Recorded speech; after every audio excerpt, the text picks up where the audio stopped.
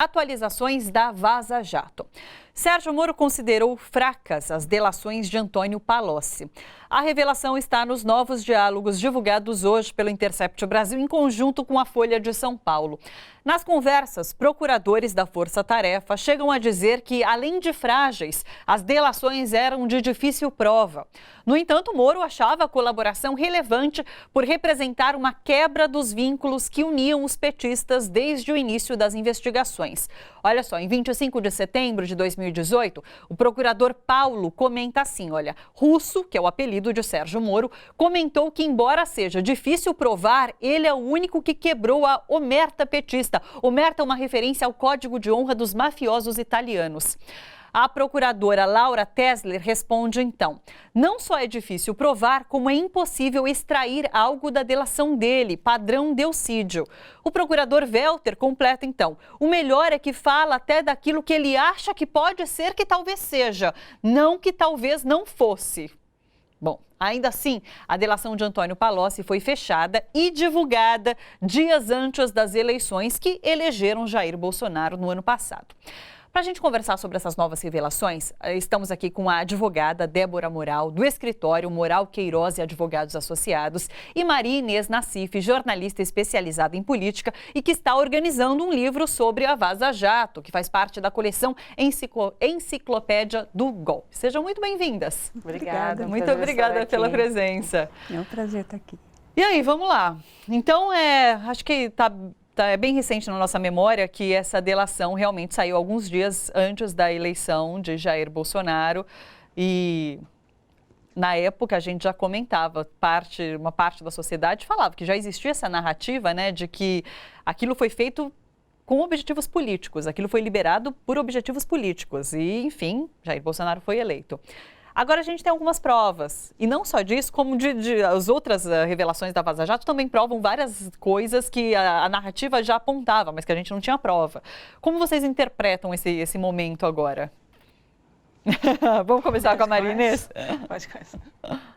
Olha, eu acho que é uma revelação, mas as reações do governo, em especial Bolsonaro e Moro, são também uma indicação muito clara de outra parte. A gente vive um regime autoritário. O presidente claramente é uma pessoa com intenções de fechamento do regime. Aliás, já fechou, né? Está preto. E tanto que hoje ele comete uma das dele falando contestando o presidente da OAB. Falando sobre o desaparecimento do pai dele, né? É interessante que a gente conversava agora com o historiador, o Fernando Horta, e ele falou, existem interesses que mantêm Bolsonaro na presidência e existe um medo do que tem por baixo dessa boca de bueiro, né? Porque, enfim, o que está segurando quem é Bolsonaro hoje? A gente também precisa fazer esse questionamento. Que interesses seguram ele no poder hoje?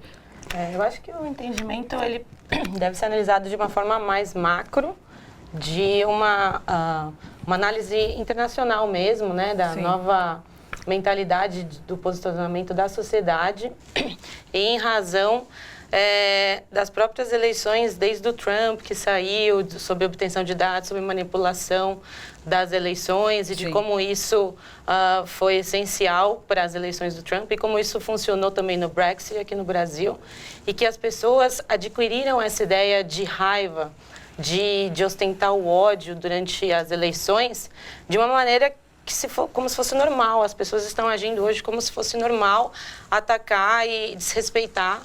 E o ícone delas é o próprio presidente da nação que as influenciam dessa forma. Então, é muito grave a situação que a gente está no país hoje e internacionalmente falando também, né? Sim. Essa demanda internacional de desrespeito ao próximo. E tem que ser combatida com respeito, o que é mais difícil ainda. Sim. E tem esse novo vídeo que foi lançado dia 24 no Netflix, do The Hacker, né? The Great Hacker. Sim. E ele explana muito bem sobre a influência digital nessas novas eleições e como isso interfere até hoje. Eu olhando os comentários nas fotos, né, no Instagram e no Facebook, é claro que tem robôs mesmo fake falando as mesmas coisas, repetindo o mesmo ódio. E as pessoas que são influenciadas por eles acabam comprando a ideia como se fosse ok falar disso. Se alimentam desse ódio. E o planejamento do marketing é realmente isso. Eles sabem que as pessoas são vulneráveis à opinião da maioria. Sim. Então, se elas veem um post e todo mundo escrevendo a mesma coisa, que não são pessoas verdadeiras ali, sim, elas acabam comprando a ideia e replicando. Então, é muito temerário essa parte também de digital, né? De campanha digital e no mundo todo, não é só no Brasil, né? Uma discussão enorme. Hoje eu li algo sobre, até pouco tempo a gente discutia a comunicação não violenta, que é essa comunicação do diálogo, de você ouvir o outro. Hoje a gente viu um momento de comunicação muito violenta. Então, quando o presidente vai para a imprensa e fala uma coisa dessa, de que, não, eu vou contar como que o seu pai desapareceu durante a ditadura, questiona o assassinato de um indígena lá no Amapá, é uma comunicação muito violenta. Você só alimenta o ódio a partir dessas palavras. Então, eu estava contestando esses dias, enfim, numa conversa, essa história, fica todo mundo discutindo se existe alguma estratégia muito inteligente do Bolsonaro, se o Bolsonaro é tão limitado que fala essas bobagens ou tem alguma estratégia por trás. Uhum. E o argumento das pessoas é assim, mas você percebe que ele influencia. E eu acho que, assim, são duas coisas que casam. O Bolsonaro é uma pessoa de formação autoritária, mas uma pessoa de limitação intelectual, né? E se esse discurso cola no eleitorado dele, é porque é uma consequência dessa polarização ideológica. Eu acho que essa comunicação violenta resultou nisso. E está muito perto do pensamento dessas pessoas. Então, se cola é porque as pessoas não têm formação política, nem essas pessoas não têm formação política. Essas pessoas não sabem o que está acontecendo e essas pessoas estão destilando raiva, sim, né? Sim. Então, eu não vejo nenhuma inteligência nisso. Eu vejo uma conjuntura que é muito favorável a uma pessoa tão raivosa, sim, como o Bolsonaro. Eu acho que por isso que eu acho que prevalece a mediocridade, né? Você tenta botar racionalidade na cabeça de uma pessoa que votou na mediocridade e que não tem formação política para sair dela, né? Então é império. A mediocridade e o autoritarismo acho que estão muito próximos um do outro, certeza, né? Às vezes eu acho que a estratégia é jogar para essa base de 30%, porque ele precisa alimentar com ódio essa base dos 30%. Então ele fala esses absurdos e tem essa parcela que aplaude, que é como eu comentava nesse vídeo em que ele fala que não vai responder sobre o uso das aeronaves por familiares para levar para o casamento do filho dele. E daí você vê que assim que ele responde assim, não vou falar sobre isso, próxima pergunta, tem um público ali atrás, fala, mito, e bate palmas, e fala assim, como assim uma coisa dessa? Que absurdo. Quebrar protocolos é bom, né? Ele está negando responder uma pergunta de um jornalista e as pessoas estão comemorando. E há uma defesa da Lava Jato numa circunstância em que o nepotismo e a corrupção são descarados, né? Sim. E a manipulação é descarada. É uma coisa que incentiva as pessoas que estão sendo movidas a ódio. Mas isso mesmo, é macho, né? Masculinidade tóxica, masculinidade tóxica. Agora, Débora, como você viu essa questão dos ataques, e até como advogada, dos ataques ao Glenn na semana passada, a prisão desses hackers, e a portaria publicada pelo ministro Sérgio Moro, que num primeiro momento pareceu ser direcionada, inclusive, ao jornalista Glenn Greenwald. Só que no final de semana, Bolsonaro falou, não, por ele ser um cidadão brasileiro, não se encaixa no que tem dito na portaria. Como você avaliou quando essa portaria foi publicada? Pareceu um ato de desespero do próprio ministro Sim. nesse sentido, né, de tentar tirar um jornalista de território brasileiro, como se isso fosse suficiente para calá-lo. Sim. Porque ele publica tudo online, não faria a menor diferença, mas teria um abalo, pelo menos psicológico, nele. Essa portaria ela foi totalmente desconsiderada por vários órgãos públicos, né? A própria DPU já lançou uma nota, o Caritas, a OAB também, inclusive. A deportação, nesse sentido, ela não é cabível nem pela legislação brasileira, nem pela internacional. Não existe 48 horas para responder um processo nesse sentido. A portaria ela fala de deportá-lo de forma sem um tempo necessário para a defesa dele, Sim. sem um devido processo legal. É uma portaria feita pelo executivo, que não tem... não deveria ter sido feito por ele, mas sim pelo legislativo, né, com toda a sociedade envolvida. Seria um novo projeto de lei. Então, de um dia para o outro, ele decidiu tirar, aparentemente, o Glenn, que estava o perturbando. Sim. E não vai ser efetivo, não tem como ele retirar o jornalista, né? Não sei para outros imigrantes, mas é um ato atentatório contra os imigrantes do país. E refugiados também, que estão em situações muito piores do que os próprios imigrantes, que não têm nem registro do CONARE, e caso eles venham a fazer qualquer ato que possa ser visto como atentado à segurança nacional, né? Que é muito subjetivo também esse tipo de característica do crime, né? Sim. E daí ele emenda nessa explicação sobre Glenn não se encaixar nessa portaria, a questão, não, o Glenn pode pegar uma cana aqui no Brasil. Daí ele fala isso, né? Agora, acho que tem mais novidades em relação. O Bolsonaro falou, eu acho que agora, porque eu vi na internet agora, ele falou de forma violenta contra o Glenn, e dizendo deixando claro que ele pode sofrer sanções ou que pode ser expulso. Ele mencionou o Bolsonaro já mudou o discurso conciliador, digamos assim. Sim. Maria Inês, como você vê, como jornalista, esse papel da imprensa de atacar os modos como esse material foi conseguido, foi obtido, e não o conteúdo, e não expor o conteúdo do que esse material é revelado?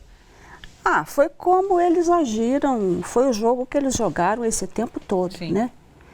Tem uma outra coisa, quem leu mídia alternativa nesse período já sabia que o caso era esse, já sabia da manipulação. Quem entende de direito e que tem honestidade nesse entendimento, sabia que havia manipulação, que estavam prendendo inocentes, né? Não apenas o Lula, tem pessoas que foram presas ali sem prova nenhuma, ou com prova favorável.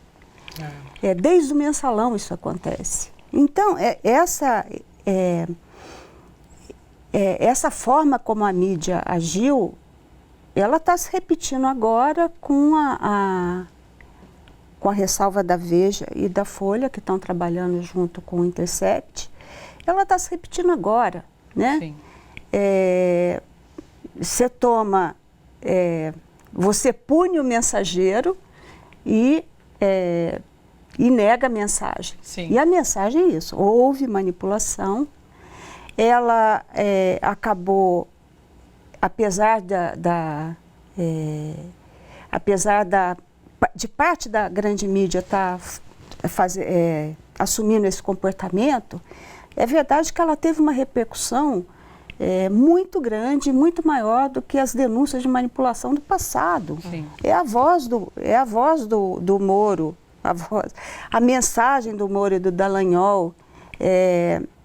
E assim, o desprezo pela verdade, pela lei e por nós, pela população brasileira, e que está lá escrito, documentado, né? Sim. Então é o seguinte, é uma narrativa que a gente já conhecia. Sim. E para a mídia, para a grande mídia que entrou nessa depois e que tinha feito parte de um esquema de tornar a mentira da Operação Lava Jato em verdade, porque foi tudo publicado sem que nada fosse apurado, né? As mentiras foram tomadas como verdade, levadas ao leitor como verdade. Agora, o que fica para a mídia é o seguinte: quando que se vai fazer uma autocrítica? Sim. Né? Houve no mínimo um erro aí. Eu ouso dizer que houve uma fé, foi uma jogada ideológica da qual a mídia foi uma participante ativa. Sim. Não existiria Lava Jato se não existisse a mídia, né? Então é o seguinte, agora se você toma essa última ação da mídia, matando o mensageiro, né? Incriminando o mensageiro, você percebe também que é uma estratégia que foi muito usada pela Lava Jato no decorrer de toda ela. Toda vez que tinha algo que fosse fragilizar as pessoas que estavam manipulando a verdade e a legalidade, os operadores da Lava Jato e a mídia, vinha alguma coisa em cima. É o exemplo do Palocci. Sim. O Palocci, para você ter uma ideia, essa delação do Palocci, os jornais, o Estadão teve em mãos na época da delação e não teve coragem, acabou publicando de forma muito discreta, sem dar primeiro, e não teve coragem nem de repercutir nos dias seguintes, de fazer um escândalo, de tão frágil que era. Não tinha nada de substancioso ali, né? Tanto é que as próprias mensagens que apareceram ontem, que foram reveladas hoje de manhã, na verdade, pela Folha, trazem isso, os procuradores conversando, vamos dizer para ele que se não apresentar, a gente nega a delação. Então existia, cada vez fica mais claro que essa pressão existia. Ou você apresenta alguma coisa e apresente alguma coisa, ou senão essa delação não vai sair. E no caso do Palocci, não era nem só o período de prisão que estava em questão, era o dinheiro que ele ganhou. Era manter, ele é tido dentro do PT, segundo as minhas fontes, um cara muito ambicioso. Sim. Né? Então ele não negociou só, ele queria muito fazer a delação, porque ele não estava a fim de negociar só a prisão dele. Claro. Ele queria negociar o dinheiro, né? Conseguiu. Sim. Olha só, você que curte a TVT e quer contribuir com a gente para que a nossa programação chegue cada vez mais longe, se inscreva no nosso canal do YouTube /Rede TVT e torne-se membro. Ou então faça a sua contribuição em nosso Catarse. É só acessar catarse.me/TVT. A gente agradece.